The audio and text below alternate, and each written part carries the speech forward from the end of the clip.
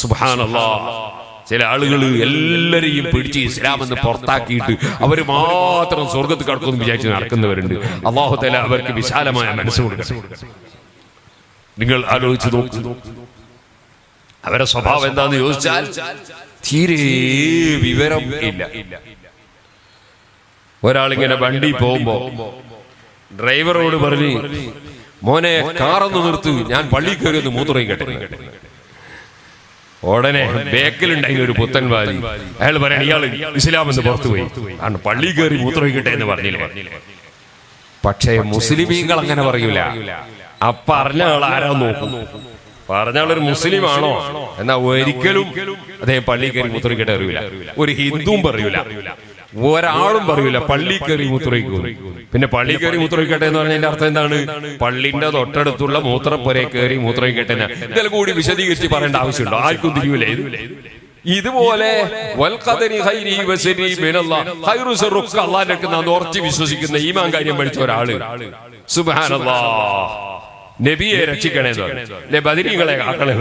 എല്ലാവർക്കും അറിഞ്ഞൂടെ അള്ളയാണ് കാവൽ കൊടുക്കുന്നത്, എല്ലാവർക്കും അറിയാം. പിന്നെ ബദരീകളെ കാക്കണേ, അള്ള കാക്കാൻ വേണ്ടി നിങ്ങൾ നിമിത്തമായി പ്രവർത്തിക്കണേ എന്നതിന്റെ അർത്ഥമല്ല. അതുകൊണ്ട് അള്ളാഹുവിനോട് ദുആ ചെയ്യുമ്പോ അള്ളാഹുവിന്റെ റസൂൽ സല്ലല്ലാഹു അലൈഹി വസല്ലം തങ്ങളുടെ പിതൃ സഹോദരൻ അബ്ബാസ് റളിയല്ലാഹു അൻഹുവിനെ ഇടയാളനാക്കി പടച്ചവനോട് ദുആ ചെയ്യുന്നു. ഉമർ ഇബ്നുൽ ഖത്താബ് വഇന്നാ നതവസ്സലു ബിഅമ്മി നബിയിനാ. അബ്ബാസ് എന്ന വ്യക്തിയുടെ ബോഡിയല്ല പ്രശ്നം, അബ്ബാസ് എന്ന വ്യക്തിയുടെ കാലമല്ല പ്രശ്നം. ഇത് അബ്ബാസ് റളിയല്ലാഹു അൻഹു ഞങ്ങളെ നബിയുടെ പിതൃ സഹോദരനാണ്. ആ നബി തങ്ങളുടെ പിതൃ സഹോദരനെ മുൻനിർത്തി അല്ലാഹ് ഞങ്ങൾ നിന്നോട് ചോദിക്കുന്നു, ഫസ്ഖിനാ, ഞങ്ങൾക്ക് മഴ തരണേ. അപ്പോ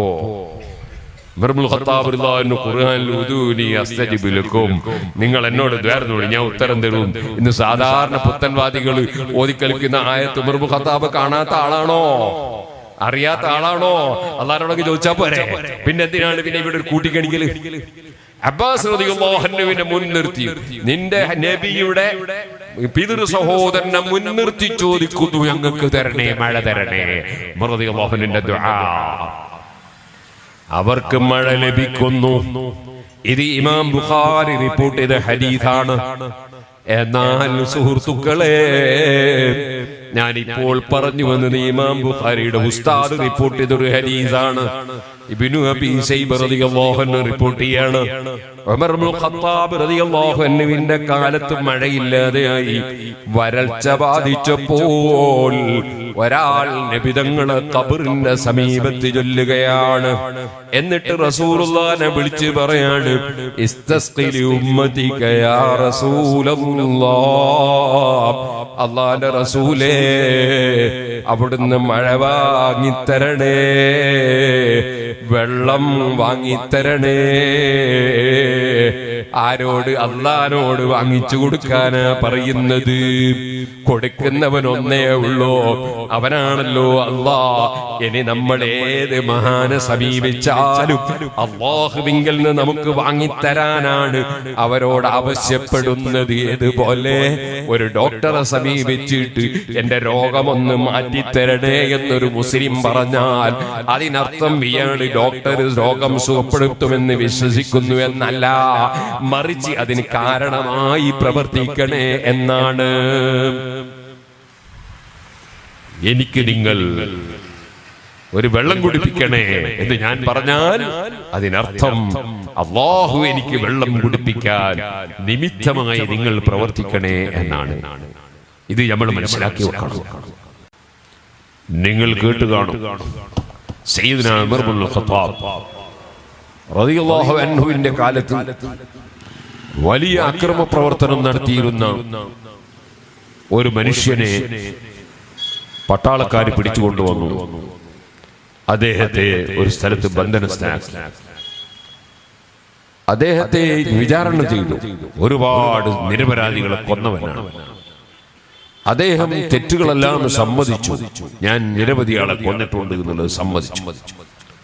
അപ്പോൾ അദ്ദേഹത്തോട് ഉമർ ഇബ്നുൽ ഖത്താബ് റളിയല്ലാഹു അൻഹു പറഞ്ഞു, ഇനി ഞങ്ങളുടെ കൂട്ടത്തിൽ ആരെയും കൊല്ലുകയില്ല എന്ന് ഞങ്ങൾക്ക് ഉറപ്പ് കിട്ടുന്ന വിധം നീ ഞങ്ങളുടെ കൂടെ വരുമെങ്കിൽ ഇതിനെ ഇപ്പൊ കൊല്ലാതെ വിട്ടുതരാം.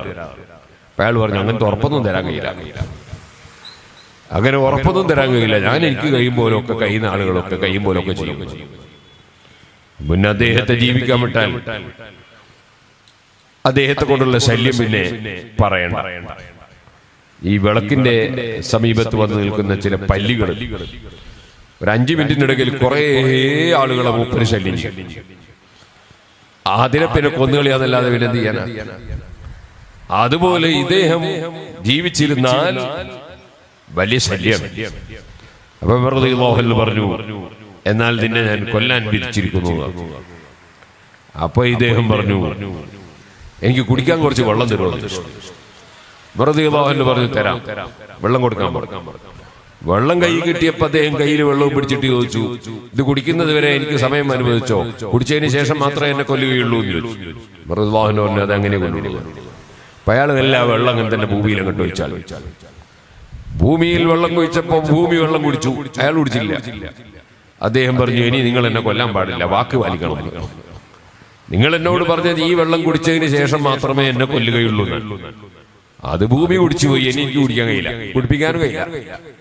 അതുകൊണ്ട് നിങ്ങൾ വാക്ക് പാലിക്കണം. നിങ്ങളെ മതം എന്ന് പറഞ്ഞാൽ വാക്ക് പാലിക്കണം എന്ന് പഠിപ്പിക്കുന്ന മതമാണ്. അതുകൊണ്ട് നിങ്ങൾ വാക്ക് പാലിക്കണം. ഉമർ റളിയല്ലാഹു അൻഹു പട്ടാളക്കാരോട് പറഞ്ഞു അയാളെ കഴിച്ചിട്ട് വിട്ടേ, നമ്മൾ ആശയം വിട്ടിട്ടുള്ള ഒരു പരിപാടി. അയാൾ അഴിച്ചു വിട്ടേ. അപ്പൊ ചിലർക്ക് ഒരു സംശയം ഉണ്ടാവും അയാൾ ഇനിയും കുറെ ആളെ കൊല്ലൂലേ. ആ സംശയത്തിനൊരു വിലയില്ല. കാരണം ഇവിടെ നടക്കുന്ന കാര്യങ്ങളൊക്കെ അല്ലാഹുവിന്റെ തീരുമാനപ്രകാരമാണ് എന്ന് ഉറച്ചു വിശ്വസിക്കുന്നവരാണ് മുസ്ലിമീൻ. അതുകൊണ്ടാണല്ലോ പരിശുദ്ധ ഖുർആനിൽ ധാരാളം ആയത്തുകൾ വർഗീയ കലാപങ്ങൾക്കെതിരെയാണ്, വർഗീയതക്കെതിരെയാണ്. അതിൽ ഒരായത്താണല്ലോ വലൗ ശാ റബ്ബുക ലആമന മൻ ഫിൽ അർളി കുല്ലുഹും ജമീഅ. അല്ലാഹു ഉദ്ദേശിച്ചിരുന്നുവെങ്കിൽ എല്ലാവരും നിങ്ങൾ വിശ്വസിക്കുന്ന അതേ വിശ്വാസം തന്നെ പുലർത്തുമായിരുന്നു. പക്ഷേ അല്ലാഹു അങ്ങനെ ഉദ്ദേശിച്ചിട്ടില്ല. അതുകൊണ്ട് തന്നെ അവൻ ഉദ്ദേശിക്കാത്ത ഇവിടെ ഒന്നും നടക്കൂല. അവൻ ഉദ്ദേശിച്ചതല്ലാതെ ഇവിടെ നടക്കൂല. അവൻ ഉദ്ദേശിച്ചതെല്ലാം നടക്കുകയും ചെയ്യും. അങ്ങനെയുള്ള ഒരു ഭരണാധികാരിയാണ് അല്ലാഹ്. മറ്റുള്ള ഭരണാധികാരികളൊന്നും അങ്ങനല്ല. അമേരിക്ക ചിലപ്പോ കൊറിയനെ പറപ്പിക്കാൻ വിചാരിക്കും, അങ്ങനെ പറച്ചോളണമെന്നില്ല. അതുപോലെ ചൈന ചിലപ്പോ ഇന്ത്യയെ പറപ്പിക്കാൻ വിചാരിക്കും, അവൻ പറച്ചോളണമെന്നില്ല. അങ്ങനെയല്ല. അല്ലാഹു ജല്ല ജലാലുഹു ലഹുൽ മുൽക്ക്, അവന് മാത്രമാണ് അധികാരം. ലൈസ ലഹു ശരീകുൻ ഫിൽ മുൽക്ക്, അവന്റെ അധികാരത്തിൽ ഒരാൾക്കും ഒരു തെല്ലും പങ്കില്ല. പൂർണ്ണാധികാരവും പൂർണ്ണ നിയന്ത്രണവുമുള്ള ലോകത്തിന്റെ സഖാവാണ് അല്ലാഹ്. ആ അല്ലാഹു ഉദ്ദേശിക്കാതെ ഈ അക്രമിക്ക് ഒന്നും ചെയ്യാൻ കഴിയൂല. അതുകൊണ്ട് അങ്ങനെ പേടിക്കാനൊന്നുമില്ല. നമ്മളോട് പറഞ്ഞ പണി നമ്മൾ എടുക്കണം. നമ്മൾ എന്താണോ ഇസ്ലാം, ആ ഇസ്ലാം അനുസരിച്ച് ജീവിക്കണം. ആരെയും അങ്ങനെ പേടിച്ച് ഭീരുക്കളായി മതത്തിന്റെ നിയമത്തിൽ നിന്ന് അല്പവും തെന്നി മാറേണ്ട ആവശ്യമൊന്നും ഒരിക്കലും ഇല്ല. ഒരാൾക്കും അല്ലാഹു ഉദ്ദേശിക്കാത്തതൊന്നും ചെയ്യാൻ കഴിയില്ല. അത് ഉറച്ചു വിശ്വസിക്കുന്ന ഉമർ ഇബ്നുൽ ഖത്താബ് റളിയല്ലാഹു അൻഹു പറഞ്ഞു അദ്ദേഹത്തെ കെട്ടഴിച്ചു വിടണം. അദ്ദേഹത്തെ വിട്ടു. അദ്ദേഹം തൊട്ടടുത്തുള്ള ഒരു അരുവിയുടെ സമീപത്ത് ചെന്ന് കുളിച്ചു വൃത്തിയായി നല്ല വസ്ത്രം ധരിച്ച് തിരിച്ചു വന്ന് ഉമർ റളിയല്ലാഹു അൻഹുവിന്റെ മുമ്പിൽ വെച്ച് പറഞ്ഞു അശ്ഹദു അല്ലാ ഇലാഹ ഇല്ലല്ലാഹ് അശ്ഹദു അന്ന മുഹമ്മദർ റസൂലുള്ളാഹ്.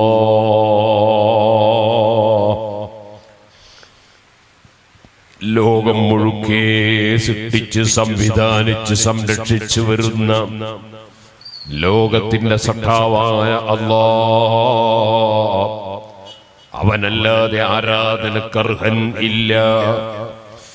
അതേപോലെ ഈ അല്ലാഹുവിനെ സംബന്ധിച്ച് പരിചയപ്പെടുത്തിയ മക്കയിൽ ജനിച്ച് മദീനയിൽ അന്ത്യവിശ്രമം കൊള്ളുന്ന മുഹമ്മദുർ റസൂലുള്ളാഹി സ്വല്ലല്ലാഹു അലൈഹി വസല്ലം ഒരു കേവല സാധാരണ മനുഷ്യൻ അല്ല. മനുഷ്യനാണ്. പക്ഷേ അവിടുന്ന് അല്ലാഹു നിയോഗിച്ചയച്ച റസൂലാണ്, ഒരു സാധാരണ മനുഷ്യൻ അല്ല. ഈ കാര്യം ഞാൻ എന്റെ മനസ്സിൽ ഉറപ്പിച്ച് പ്രഖ്യാപിക്കുന്നു എന്നർത്ഥം വരുന്ന 2 ഷഹാദത്ത് കൽമയും ചൊല്ലി അദ്ദേഹം ഇസ്ലാം മതം സ്വീകരിക്കുകയാണ്.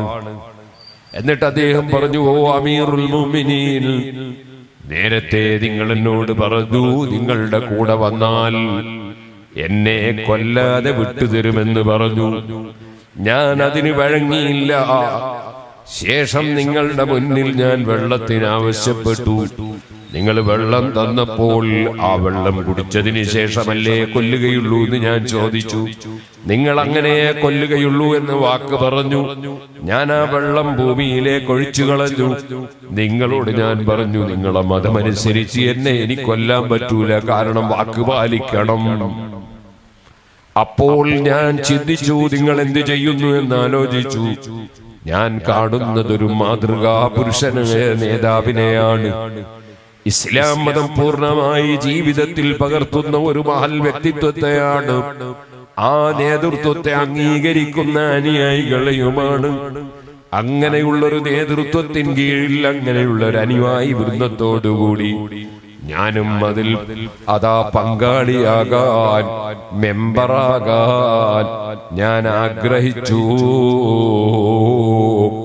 നിങ്ങൾ എന്നെ വധിക്കുമെന്ന നിലക്ക് കോടതിയിൽ നിന്ന് വിധി വരുമെന്ന നിലക്ക് സംസാരിച്ചപ്പോ ഞാൻ ആ സമയത്ത് ഷഹാദത്ത് കലിമ ചൊല്ലി ഇസ്ലാമിലേക്ക് വന്നെങ്കിൽ നിങ്ങൾക്ക് തോന്നും നിങ്ങളെ ഭീഷണി പേടിച്ചിട്ട് വന്നതാണ് ഞാനെന്ന്. അങ്ങനെ ഭീഷണിക്ക് വഴങ്ങുന്ന ആളൊന്നുമല്ല ഞാൻ. എന്റെ ആശയം അങ്ങനെ വിട്ടുകളയുന്ന ആളല്ല. പക്ഷേ നിങ്ങളുടെ ഈ ജീവിത ശൈലിയും നിങ്ങളെ മതത്തിന്റെ സത്യമതത്തിന്റെ ആശയങ്ങളും അതനുസരിച്ച് ജീവിക്കുന്ന ജനങ്ങളെയും കണ്ടപ്പോ എനിക്ക് ബോധ്യപ്പെട്ടു, ഇതിലാണ് മെമ്പർഷിപ്പ് എടുക്കേണ്ടത്. അങ്ങനെയാണ് ഞാൻ ഷഹാദത്ത് കലിമ ചൊല്ലി നിങ്ങളുടെ കൂടെ മുസ്ലിമായത്. നിങ്ങൾ കൊല്ലുന്നത് പേടിച്ചിട്ടല്ല. ഓ സുഹൃത്തുക്കളെ, മഹാനായ ഉമർ ഇബ്നുൽ ഖത്താബ് റളിയല്ലാഹു അൻഹുവിന് ഈ ഒരു ജീവിത ശൈലിയും നീതിയും ബോധവും ഒക്കെ പഠിപ്പിച്ച നേതാവാണ് മുഹമ്മദുർ റസൂലുള്ളാഹി സ്വല്ലല്ലാഹു അലൈഹി വസല്ലം. അതുകൊണ്ട് തന്നെ ആർക്കും ഒരു ശല്യവും ചെയ്യുകയില്ലെന്ന് മാത്രമല്ല, എല്ലാ ജനങ്ങൾക്കും ഉപകാരം മാത്രം ചെയ്തുകൊണ്ട് ഇസ്ലാമിന്റെ ആശയം പൂർണ്ണമായി ജീവിതത്തിൽ പകർത്തി ആ കാലഘട്ടങ്ങളിലുള്ള സഹാബികൾ, നബി തങ്ങളുടെ ശിഷ്യന്മാര് ജീവിച്ചു. അവരുടെ മനസ്സിന്റെ വിശ്വാസം എത്രയാണെന്നറിയോ? നമുക്ക് ഇമാം ബുഖാരി റിപ്പോർട്ട് ചെയ്ത ഹദീസിൽ കാണാം, ഖാദൂ യഖ്തതിലൂന അലാ വദൂഇ റസൂലില്ലാഹി. അല്ലാഹുവിന്റെ റസൂൽ സല്ലല്ലാഹു അലൈഹി വസല്ലം wudu കഴിഞ്ഞാൽ അവിടുന്ന് wudu വെള്ളം കിട്ടാൻ വേണ്ടി ആ സഹാബത്ത് ഉന്തും തിരക്കുണ്ടാക്കി സംഘട്ടനത്തിന്റെ വക്കിലെത്തുന്നു. കാരണം നബിതങ്ങളുടെ ശരീരം തൊട്ട വെള്ളത്തിന് അത്രയും പുണ്യവും ബറക്കത്തുമുണ്ടെന്ന് സഹാബത്ത് വിശ്വസിക്കുന്നു. ഇനി ആർക്കെങ്കിലും തിരക്ക് കൊണ്ടത് ലഭിച്ചില്ലെങ്കിൽ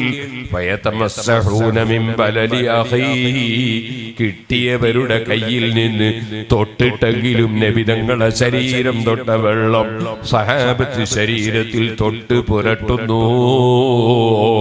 പരിശുദ്ധ ഖുർആൻ കഴിഞ്ഞാൽ മുസ്ലിമീങ്ങൾ ഏറ്റവും പ്രബലമായ ഗ്രന്ഥമായി അംഗീകരിക്കുന്ന സഹീഹുൽ ബുഖാരിയിൽ ഈ ഹദീസ് കാണാം.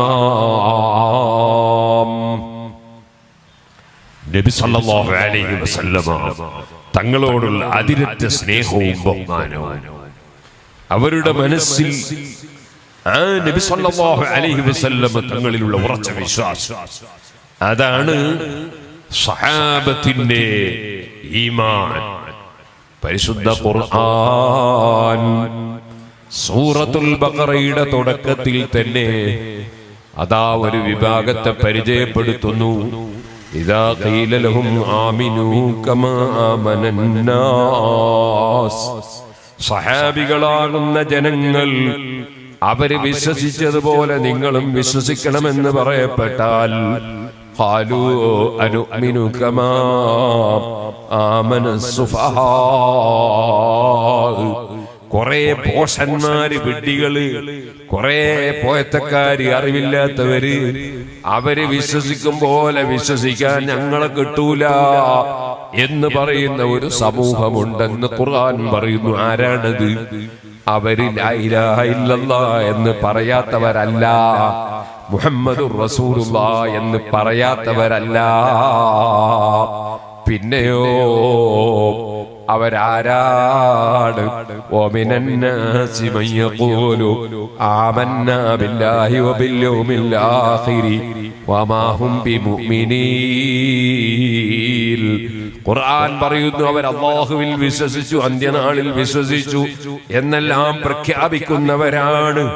വേറെ ഒരു സ്ഥലത്ത് സൂറത്തുൽ മുനാഫിഖൂനയിൽ റബ്ബ് പറയുന്നു, അതാ ഇന്നക ലറസൂലുഹു ഇന്നക റസൂലുള്ളാഹ്. ഓ നബിയേ, തങ്ങൾ അല്ലാഹുവിന്റെ റസൂലാണെന്ന് പ്രഖ്യാപിക്കുന്നവരാണ് അവര്. അപ്പൊ അല്ലാഹുവിൽ വിശ്വസിച്ചുവെന്നും മുഹമ്മദ് നബി അല്ലാഹുവിന്റെ റസൂലാണെന്നും അന്ത്യനാളുണ്ടെന്നും എല്ലാം വിശ്വസിക്കുന്നവരാണ് അവര് എന്ന് അവരുടെ നാവ് കൊണ്ട് പറയുന്ന കക്ഷികളാണ്. പക്ഷേ അല്ലാഹ് പറയുന്നു വമാ ഹും ബിമുഅ്മിനീൻ. അവരെ മനസ്സിൽ അവര് വിശ്വസിച്ചിട്ടില്ല. മനസ്സറിയുന്ന പടച്ചവൻ പറയുന്നു അവര് അശ്ഹദു അല്ലാ ഇലാഹ ഇല്ലല്ലാഹ് പറയുന്നുണ്ട്, അശ്ഹദു അന്ന മുഹമ്മദർ റസൂലുള്ളാഹ് പറയുന്നുണ്ട്, പള്ളിയിൽ നിസ്കരിക്കാൻ വരുന്നുണ്ട്, അതൊക്കെ ഉണ്ട്. പക്ഷേ വമാ ഹും ബിമുഅ്മിനീൻ, അവര് വിശ്വസിച്ചവരല്ല. അവരുടെ ലക്ഷണം പറയാണ്. അവരോട് സഹാബികൾ വിശ്വസിച്ചതുപോലെ വിശ്വസിക്കണമെന്ന് പറയപ്പെട്ടാൽ ഖാലൂ അവര് പറയും അനുമിനു കമാ ആമനസ്സുഫഹാ.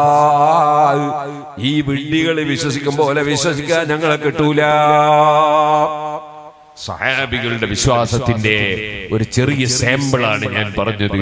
അഷ്റഫുൽ ഖൽഖ് സല്ലല്ലാഹു അലൈഹി വസല്ലം തങ്ങളുടെ ശരീരത്തിൽ നിന്ന് ഊറ്റി വീഴുന്ന വെള്ളം നിലത്ത് വീഴാൻ അനുവദിക്കാതെ ശരീരത്തിൽ തൊട്ടുപുരട്ടുന്ന സഹാബ. മുസ്ലിം ബീവി റളിയല്ലാഹു അൻഹ കുപ്പികളുമായി നബി സല്ലല്ലാഹു അലൈഹി വസല്ലം ഉറങ്ങുന്ന സമയത്ത് വിയർപ്പിങ്ങനെ ഊറ്റുന്നു. ആ വിയർപ്പുകൾ കുപ്പിയിലാക്കി ശേഖരിക്കുന്നു. എന്തിനാണ് മുസ്ലിമേ ഇതെന്ന് ചോദിക്കുമ്പോ നർജു ബറകതഹു ലിസ്ബിയാലിനാ യാ റസൂലല്ലാഹ്. ഓ നബിയെ അത്വയബു ത്വീബ്, അവിടുത്തെ വിയർപ്പിനേക്കാൾ നല്ല ഒരു സുഗന്ധം ലോകത്തല്ല വേറെ പടച്ചിട്ടില്ല. ഏറ്റവും സുഗന്ധമുള്ളത് അങ്ങയുടെ വിയർപ്പിനാട്. അതിന്റെ ബറക്കത്ത് ഞങ്ങൾക്ക് കുട്ടികൾക്ക് കിട്ടാൻ ഞങ്ങൾ ആഗ്രഹിച്ച് കുപ്പിയിലാക്കി ശേഖരിക്കുന്നു നബിയേ. സഹാബിയത്തായ വനിത ഉമ്മു സലീം ബീവി റളിയല്ലാഹു അൻഹ മറുപടി പറയുന്നു. ഇമാം മുസ്ലിം റളിയല്ലാഹു അൻഹു റിപ്പോർട്ട് ചെയ്യുന്നു, നബി തങ്ങളുടെ ഭാര്യയായ ഉമ്മു സലമ ബീബി റളിയല്ലാഹു അൻഹയുടെ സമീപത്ത് സഹാബികളിൽ പലരും ചൊല്ലുന്നു. കാരണം എന്താണ്? ഇദാ അസാബതുഹു ഐനുൻ ഔ ശൈഉൻ, അതാ കൂട്ടത്തിൽ ചിലർക്ക് കണ്ണേറ് ബാധിച്ചിരിക്കുന്നു, അല്ലെങ്കിൽ മറ്റെന്തോ പ്രയാസം വന്നിരിക്കുന്നു. ഉമ്മു സലമ ബീബി റളിയല്ലാഹു അൻഹയുടെ സമീപത്ത് ചൊല്ലുന്നു. എന്തേ ഉമ്മു സലീം ബീവിയുടെ സലമ ബീവിയുടെ സമീപത്ത് ചെല്ലുന്നത്? ഉമ്മു സലമ ബീവി റളിയല്ലാഹു അൻഹയുടെ കൈവശത്തിൽ അല്ലാഹുവിന്റെ റസൂലിന്റെ ഒരു പുണ്യകേശമുണ്ട്, ഒരു മഹത്തായ ആദരവായ മുടിയുണ്ട്. ആ മുടി സൂക്ഷിക്കുന്ന മതിയാണ് ഉമ്മു സലമ ബീവി റളിയല്ലാഹു അൻഹ. ഉമ്മു സലമ ബീവി റളിയല്ലാഹു അൻഹയുടെ സമീപത്ത് സഹാബത്ത് ചെന്നാൽ അവിടുന്ന് അതാ ഒരു കോപ്പ വെള്ളം എടുക്കുന്നു, ആ വെള്ളത്തിൽ ആ മുടി മുക്കുന്നു. ഫഖദഖദതുഹു, ആ വെള്ളത്തിൽ അങ്ങോട്ടും ഇങ്ങോട്ടും ഒന്ന് അനക്കിയിട്ട് അതാ വെള്ളത്തിൽ കളകളാന്ന് പറയിക്കുന്നു. അതാ ഖൗഖദതുഹു എന്ന് പറഞ്ഞ അറബി ഭാഷയുടെ അർത്ഥമാണ് കളകളാന്ന് പറയുക. അങ്ങനെ വെള്ളത്തിലിട്ട് അത് അങ്ങോട്ടും ഇങ്ങോട്ടും ഇളക്കുന്നു. എന്നിട്ടോ ആ നബിതങ്ങളുടെ പുണ്യകേശമിട്ട വെള്ളം സഹാബത്ത് രോഗശമനത്തിന് കുടിക്കുന്നു, കണ്ണേറ് നീങ്ങാൻ ഉപയോഗപ്പെടുത്തുന്നു. ഇമാം ബുഖാരി, ഇമാം മുസ്ലിം തുടങ്ങിയ ഹദീസ് പണ്ഡിതന്മാർ അത്തരത്തിലുള്ള ഹദീസുകളൊക്കെ രേഖപ്പെടുത്തുന്നു. ഇനി നിങ്ങൾക്ക് കേൾക്കണോ? അവര് അല്ലാഹുവിന്റെ റസൂൽ സല്ലല്ലാഹു അലൈഹി വസല്ലം തങ്ങളെ കുറിച്ച് വിശ്വസിച്ച വിശ്വാസം എത്രത്തോളമാണെന്നറിയാമോ? ഉമർ ഇബ്നുൽ ഖത്താബ് റളിയല്ലാഹു അൻഹു ഭരണം നടത്തുന്ന കാലം വെള്ളമില്ലാതെ വല്ലാത്ത ക്ഷാമമാണ്, വരൾച്ചയാണ്. ഒരാള് നബിതങ്ങളെ സമീപത്ത്, ഖബറിന്റെ സമീപത്ത് ചെല്ലുന്നു, നബിതങ്ങളെ വിളിക്കുന്നു, യാ റസൂലല്ലാഹ്. ഖബറിൽ കിടക്കുന്ന റസൂലുള്ളാഹിനെ വിളിച്ചു പറയുന്നു, ഇസ്തസ്ഖിലി ഉമ്മതിക യാ റസൂലല്ലാഹ്. അല്ലാഹുവിന്റെ ദൂതരേ, അങ്ങയുടെ സമുദായത്തിൽ വെള്ളം വാങ്ങിത്തരണേ. വെള്ളം കൊടുക്കുന്നവനും ഭക്ഷണം നൽകുന്നവനും ഓക്സിജൻ നൽകുന്നവനും എല്ലാം അല്ലാഹുവാണെന്നല്ലേ മുസ്ലിമീങ്ങളെ വിശ്വാസം. ഏതുപോലെ അതേ രോഗം നൽകുന്നവൻ അല്ലാഹുവാണ്, രോഗം സുഖപ്പെടുത്തുന്നവൻ അല്ലാഹുവാണ്, എല്ലാം കൊടുക്കുന്നവനും തടയുന്നവനും റബ്ബാണ്. വൽ ഖദരി ഖൈരിഹി വശരിഹി മിനല്ലാഹ്. ഏത് നന്മ ലഭിക്കുന്നുണ്ടോ, ഏത് തിന്മ സംഭവിക്കുന്നുണ്ടോ, എല്ലാം അല്ലാഹുവിങ്കൽ നിന്നാണെന്ന് വിശ്വസിക്കുന്നവനാണ് മുസ്ലിം. നമ്മുടെ മദ്രസ പുസ്തകത്തിൽ 1-ാം ക്ലാസ് മുതൽക്ക് തന്നെ 2-ാം ക്ലാസ്സിൽ തന്നെ നന്നായി പഠിപ്പിക്കുന്ന ആശയമാണ്. കൊടുക്കുന്നവനൊന്നേ ഉള്ളൂ, തടയുന്നവനൊന്നേ ഉള്ളൂ, അവനാണ് അല്ലാഹ്. പക്ഷേ നിമിത്തങ്ങളായി റബ്ബ് സുബ്ഹാനഹു വ തആല പലതിനെയും പടച്ചിട്ടുണ്ട്, പലരെയും പടച്ചിട്ടുണ്ട്. മരിപ്പിക്കുന്നവൻ അല്ലാഹുവാണ്. പക്ഷേ കൊറോണ പിടിച്ച് പലരും മരിച്ചിട്ടുണ്ട്. മുഅ്മിനീങ്ങൾക്കെല്ലാം ശുഹദാക്കളെ പ്രതിഫലം റബ്ബ് കൊടുക്കട്ടെ. സുബ്ഹാനല്ലാഹ്, ഒരു വൈറസും ഇവിടെ മരിപ്പിക്കൂല. മരിപ്പിക്കുന്നവൻ അല്ലാഹുവാണ്, ജനിപ്പിക്കുന്നവനും അല്ലാഹുവാണ്, എല്ലാം അല്ലാഹുവാണ്. പക്ഷേ അതേ കൊറോണ വൈറസ് ഒരു നിമിത്തമാണ്. ഇതുപോലെ നമ്മൾക്ക് ഒരുപാട് ആശുപത്രികളുണ്ടല്ലോ ഭൂമിയില്. ഒരൊറ്റ ആശുപത്രിയും ഒരു ഡോക്ടറും ഒരു മരുന്നും രോഗം സുഖപ്പെടുത്തൂല. വൈദാ മരിൽതു ഫഹുവ യശ്ഫീൻ. രോഗം സുഖപ്പെടുത്തുന്നവൻ അല്ലാഹുവാണ്. പക്ഷേ രോഗം സുഖപ്പെടാൻ നിമിത്തമായി പടച്ചവൻ മരുന്ന് വെച്ചിട്ടുണ്ട്, ഡോക്ടർമാരെ വെച്ചിട്ടുണ്ട്, ഓപ്പറേഷൻ വെച്ചിട്ടുണ്ട്, തെറാപ്പി വെച്ചിട്ടുണ്ട്. അങ്ങനെ കാരണങ്ങൾ, നിമിത്തങ്ങൾ പലതുമുണ്ട്. രോഗം സുഖപ്പെടുത്തുന്നവൻ അല്ലാഹുവാണ്.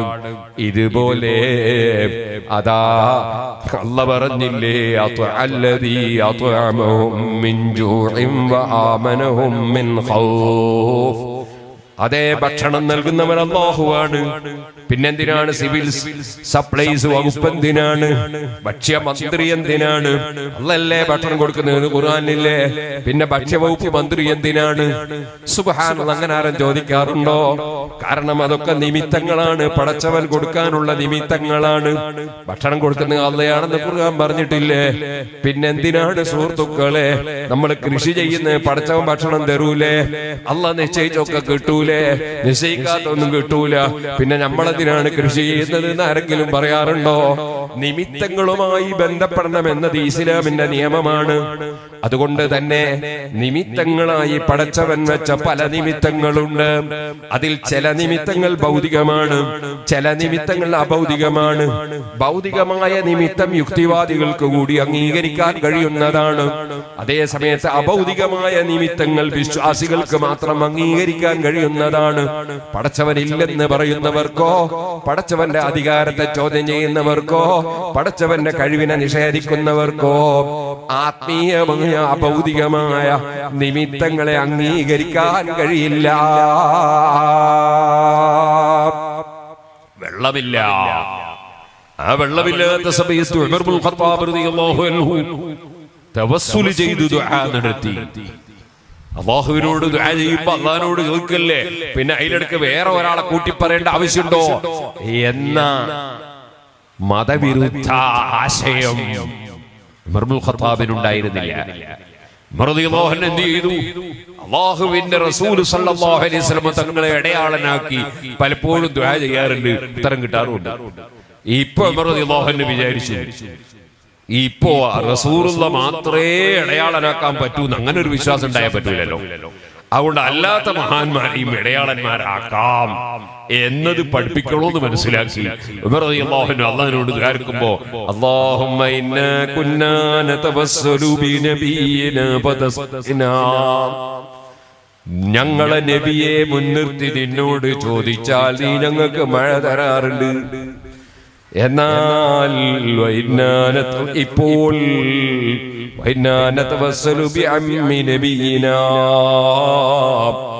ആ നബിയുടെ ബഹുമാനം കൊണ്ട് ബഹുമാനം കിട്ടിയ വേറൊരാള്, അങ്ങനല്ലാതെ ലോകത്ത് ഒരു ബഹുമാനമുള്ള ആളും ഇല്ല എന്നാണ് മുസ്ലിമീങ്ങളെ വിശ്വാസം.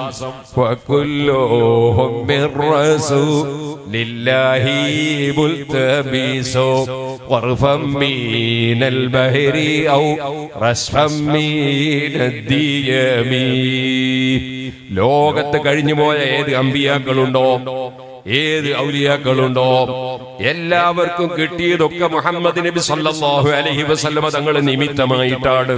നബി തങ്ങൾ മുഖേനയല്ലാതെ ലോകത്താർക്കും ഒന്നും കിട്ടിയിട്ടില്ല. വമാ അർസൽനാക ഇല്ലാ റഹ്മത്തൽ ലിൽ ആലമീൻ, സർവ്വലോകത്തിനും കാരുണ്യമാണ് മുഹമ്മദുർ റസൂലുള്ളാഹി. അതിൽ കഴിഞ്ഞ കാലത്തുള്ളവരും പെടും, പിന്നെ വരുന്നവരും പെടും ആലമീൻ എന്ന വാചകത്തിൽ. അതിരിക്കട്ടെ, അങ്ങനെ എല്ലാവർക്കും നിമിത്തമായ മുഹമ്മദ് നബി സല്ലല്ലാഹു അലൈഹി വസല്ലം തങ്ങൾ മുഖേനയാണ് ഏത് ഔലിയാക്കൾക്ക് കറാമത്തുണ്ടെങ്കിലും, ഏത് അമ്പിയാക്കൾക്ക് മുഅ്ജിസത്തുണ്ടെങ്കിലും എല്ലാം റസൂലുള്ളാഹി മുഖേന ലഭിക്കുന്നതാണ്. അതല്ലേ ലോക പ്രശസ്ത പണ്ഡിതനായ ഇമാം ശാഫിഈ റളിയല്ലാഹു അൻഹു പറഞ്ഞത്, ഫലം തുംസിബിനാ നിഅമത്തുൻ വഖറത് ഔ ബതനത് നിൽനാ ബിഹാ ഹല്ലൻ ഫീ ദീനിൻ ഔ ദുനിയാ ഔ ദുഫിഅ ബിഹാ അന്നാ മക്റൂഹുൻ ഫീഹിമാ ഇല്ലാ വമുഹമ്മദുൻ സ്വല്ലല്ലാഹു അലൈഹി സബബുഹാ. മലക്കുകളടക്കം സർവ്വ സൃഷ്ടികൾക്കും എന്ത് ഗുണം കിട്ടുന്നുണ്ടെങ്കിലും അതിനെല്ലാം നിമിത്തം മുഹമ്മദുർ റസൂലുള്ളാഹി സ്വല്ലല്ലാഹു അലൈഹി വസല്ലം തങ്ങളാണ്. ആ റസൂലുള്ളാഹി സ്വല്ലല്ലാഹു അലൈഹി വസല്ലം തങ്ങൾ മുഖേന ബഹുമാനം ലഭിച്ച ഒരു മഹാനുണ്ടവിടെ. ഉമർ ഇബ്നുൽ ഖത്താബ് അങ്ങനെ ബഹുമാനം കിട്ടിയ ആള് തന്നെയാണ്. മറ്റുള്ളവരൊക്കെ അങ്ങനെ തന്നെയാണ്. ലോകത്തുള്ള സർവ്വ ഔലിയാക്കളുടെയും നേതാക്കന്മാർ 4 ഖുലഫാഉർ റാഷിദീങ്ങളാണ്. സിദ്ദീഖുൽ അക്ബർ റളിയല്ലാഹു അൻഹുവിനേക്കാൾ വലിയ ഒരു ഖുത്ബ് ലോകത്ത് ജനിച്ചിട്ടില്ല. ഉമർ ഇബ്നുൽ ഖത്താബ് റളിയല്ലാഹു അൻഹുവിനേക്കാൾ ഒരു വലിയ ഖുതുബുണ്ടെങ്കിൽ അത് സിദ്ദീഖ് റളിയല്ലാഹു അൻഹു അല്ലാതെ വേറെ ആരുമില്ല. സുഹൃത്തുക്കളെ, 4 ഖുലഫാഉർ റാഷിദീകളും ഏറ്റവും വലിയ ഔലിയാക്കളാണ്. അവരുടെ ശേഷമാണ് മറ്റുള്ള എല്ലാ മഹാന്മാരും. അതൊക്കെ ബഹുമാനപ്പെട്ട ഇമാമിങ്ങൾ അവരെ കിതാബിൽ പച്ചയായി എഴുതി വെച്ച സംഗതിയാണ്.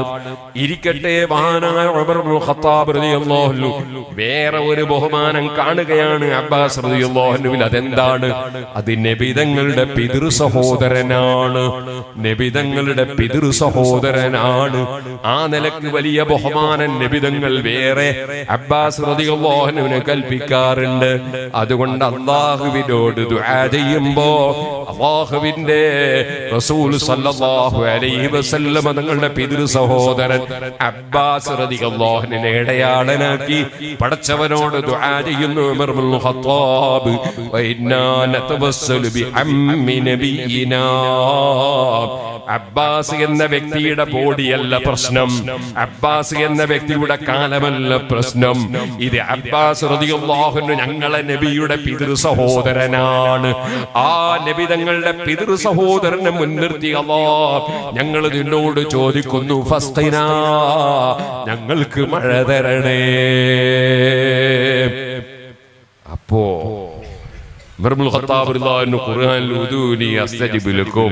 നിങ്ങൾ എന്നോട് ദ്വാരനോട് ഞാൻ ഉത്തരം തരും. ഇന്ന് സാധാരണ പുത്തൻവാദികൾ ഓതിക്കളിക്കുന്ന ആയത്ത് ഉമർ ഇബ്നുൽ ഖത്താബ് കാണാത്ത ആളാണോ, അറിയാത്ത ആളാണോ? അല്ലാഹുവോട് ചോദിച്ചാ പോരെ. പിന്നെ എന്തിനാണ് പിന്നെ ഇവിടെ ഒരു കൂട്ടിക്കണിക്കല്?